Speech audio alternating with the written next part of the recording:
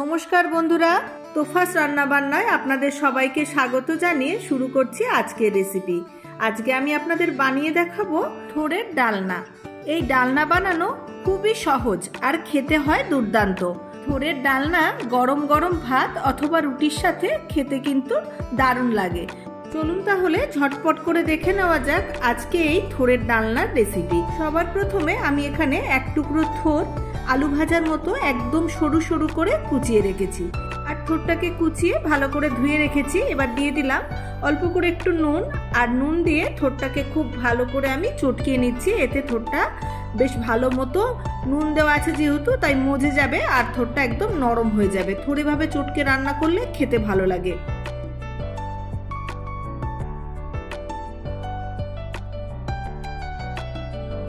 ভালো মতো চটকে থোড়টাকে আমি একদম নরম করে নিয়েছি। এই থোড়টাকে রেখে দেবো। আর আমার লাগছে এখানে 1 কাপ মুগ ডাল। এবার আমি গ্যাসটাকে অন করে দিয়েছি আর একটা কড়াই বসিয়ে প্রথমেই মুগ ডালটা দিয়ে শুকনো খোলায় নেড়ে চেড়ে একটু লাল লাল করে ভেজে নেব। ডাল ভাজার সময় অনবরত একটু নাড়তে হবে, তা না হলে কড়াইয়ের তলায় লেগে ডাল পুড়ে যাবে। দেখুন ডালগুলো এবার একটু লাল লাল হতে শুরু করে দিয়েছে আর ডাল ভাজার একটা সুন্দর গন্ধ বেরোচ্ছে। ডাল মোটামুটি ভাজা হয়ে গেছে, বেশ লালচে লালচে হয়ে এসেছে। আমি এবার ডালটাকে নামিয়ে নেব। দেখুন ডালটাকে ঠিক এভাবে আমি ভেজে নিয়েছি। ওই কড়াইটাকে গ্যাসে বসিয়ে দিয়ে দিচ্ছি সর্ষের তেল। আমি এখানে 2 টেবিল চামচ মতো সর্ষের তেল দিয়ে দিলাম। আর তেলটাকে ভালো মতো গরম করে দিয়ে দিচ্ছি 1/2 চা চামচ গোটা জিরে, একটা তেজপাতা, আর দিয়ে দিচ্ছি 2টো শুকনো লঙ্কা। এবার নেড়ে চেড়ে কয়েক সেকেন্ড ফোড়নটা একটু ভাজা হয়ে গেলে চটকানো থোড়টাকে দিয়ে দিচ্ছি।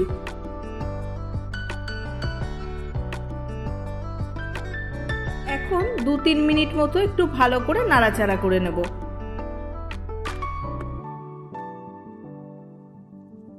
এবার এর মধ্যে দিয়ে দেব 1 টেবিল চামচ আদা বাটা।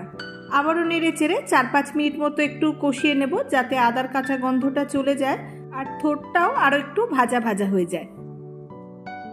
এই রেসিপিটা পেঁয়াজ রসুন ছাড়া সম্পূর্ণ নিরামিষ। যে কোনো নিরামিষের দিনে কিন্তু আপনারা এটাকে বানিয়ে নিতে পারেন। আদার কাঁচা গন্ধটা চলে গেছে। এর মধ্যে এবার আমি দিয়ে দেব মুগ ডাল। আমি মুগ ডালটা ভাজার পর জল দিয়ে ভালো করে ধুয়ে ডালটাকে রেখে দিয়েছিলাম। এবার 2-3 মিনিট মতো একটু নেড়ে চেড়ে ডালটা থোড়ের সাথে মিশিয়ে নেব। থোড়ের মধ্যে ভাজা মুগ ডালটা দিলে একটা অসাধারণ ফ্লেভার আসে আর খেতেও হয় ভারী সুস্বাদু। এর মধ্যে এবার আমি গুঁড়ো মশলা দিয়ে দেব। দিয়ে দিলাম 1 চা চামচ জিরে গুঁড়ো, 1/2 চা চামচ হলুদ গুঁড়ো, আর দিয়ে দিলাম আন্দাজ মতো নুন। নুনটা একটু বুঝে দিতে হবে, যেহেতু আমি থোড়ের মধ্যে আগে নুন দিয়ে চটকিয়ে নিয়েছিলাম, তাই নুনটা এখন একটু কমই লাগবে। এখন আরও 2-3 মিনিট মতো একটু কষিয়ে নেব। রেসিপিটা আপনাদের কেমন লাগলো সেটা কমেন্ট করে জানাতে ভুলবেন না। ভালো লাগলে একটা লাইক করবেন, সকলের সঙ্গে শেয়ার করবেন, আর নতুন বন্ধু হয়ে থাকলে চ্যানেলটাকে সাবস্ক্রাইব করে আমার পাশে থাকার অনুরোধ রইল। নেড়ে চেড়ে খুব ভালো করে সবকিছু একসাথে কষানো হয়ে গেছে। এবার সিদ্ধ করার জন্য এর মধ্যে আমি জল দিয়ে দেব। জল কিন্তু এর মধ্যে খুব বেশি দেব না, যেহেতু এটা ডালনা একদম মাখো মাখো হবে, তাই জলের পরিমাণটা একটু আন্দাজ করে বুঝে দিতে হবে। দেখুন আমি যেটুকু জল দিয়েছি আর একটু অল্প সামান্য জল লাগবে। আবারও সামান্য জল দিয়ে দিলাম। দেখুন জলের পরিমাণটা আমি থোড় আর ডালের সমান সমান দিয়ে দিয়েছি। এবার ঝালের জন্য দিয়ে দেব কাঁচা লঙ্কা। আমি 3টে কাঁচা লঙ্কা চিড়ে দিয়ে দিয়েছি। আপনারা ঝালের পরিমাণটা আপনাদের স্বাদ অনুযায়ী কম বেশি করে দিয়ে নেবেন। এবার একটা ঢাকা দিয়ে দেব আর 2-3 মিনিট মতো মিডিয়াম ফ্লেমে একটু ফুটতে দেব। 2-3 মিনিট পর ঢাকাটা খুলে একটু নেড়ে চেড়ে দিয়ে আবারও ঢাকা দিয়ে গ্যাসের ফ্লেমটাকে একদম লোতে করে রেখে সিদ্ধ হতে দেব, যাতে যেটুকু জল দিয়েছি সেই জলেই যাতে আস্তে আস্তে ডালটা ভালোভাবে সিদ্ধ হয়ে যায়।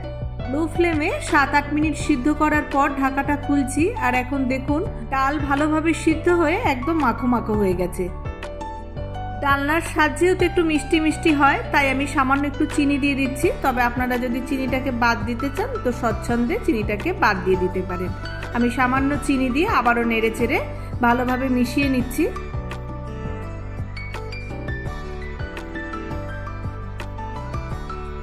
রান্না আমার একদম শেষের পর্যায়ে। আমি এখন এর মধ্যে দিয়ে দেব সামান্য একটু বাটার। নেড়ে চেড়ে ভালোভাবে মিশিয়ে দিয়ে আমি গ্যাসের ফ্লেমটাকে অফ করে দেব আর ঢাকা দিয়ে 4-5 মিনিট স্ট্যান্ডিং টাইমে রেখে দেব। তাহলে বন্ধুরা, থোড়ের ডালনা আপনারা এভাবে অবশ্যই একবার বানিয়ে খেয়ে দেখবেন। ভাত অথবা রুটির সাথে খেতে অসাধারণ লাগবে। আমি এটাকে সার্ভ করে দিয়েছি ছোট্ট এক টুকরো বাটার দিয়ে। আজকে এই পর্যন্তই, দেখা হবে আবার নতুন রেসিপি নিয়ে। আপনারা ভালো থাকবেন, সুস্থ থাকবেন, আনন্দে থাকবেন। ধন্যবাদ।